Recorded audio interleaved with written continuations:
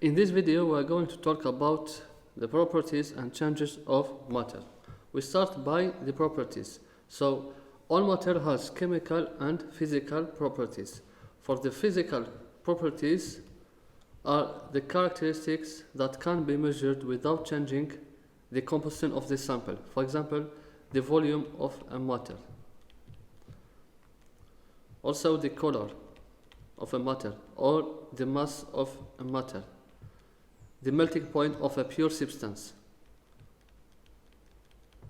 All these characteristics can be measured without changing the composition of a sample. So, melting point. On the other hand, the chemical properties describe the characteristics, ability of a substance to react to form a new substance. We mean a different substance from the beginning, materials. For example, the combustion of a pure substance. It gives a different substance. The corrosion also is a chemical properties. And so on. So this is the difference between the physical and chemical properties. Now let's talk about the changes of a matter. So also matter can undergo physical or chemical change.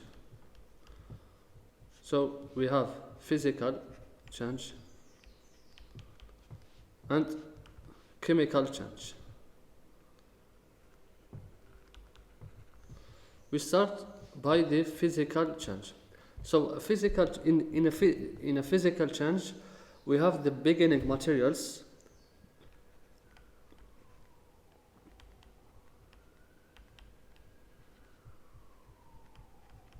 is the same as the ending materials.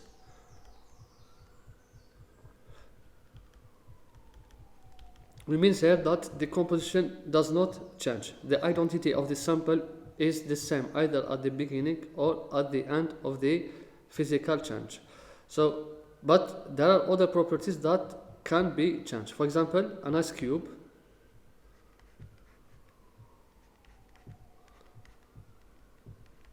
Here is an ice cube. An ice cube can undergo a physical change at room temperature to be converted to a liquid state, in a liquid state. Here we have an ice cube. Here we have liquid water in a liquid state. This type of change is called melting change. A melting change is a physical change of a pure substance.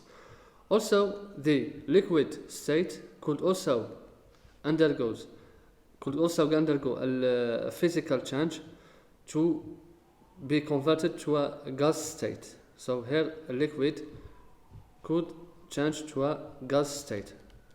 Here we have a gas state. These are substances of molecules H2O.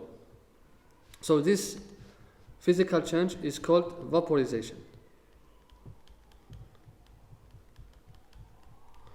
We have also the physical change in the opposite direction. For example, if we go from a melting from a liquid to an ice cube, we have here, let's make it more linear.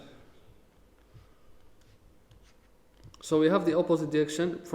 If we go from a liquid to a solid state, this type of physical change is called freezing. It is a freezing change. And the same thing if we have to go from a gas state to a liquid state, this opposite direction to vaporization is called condensation.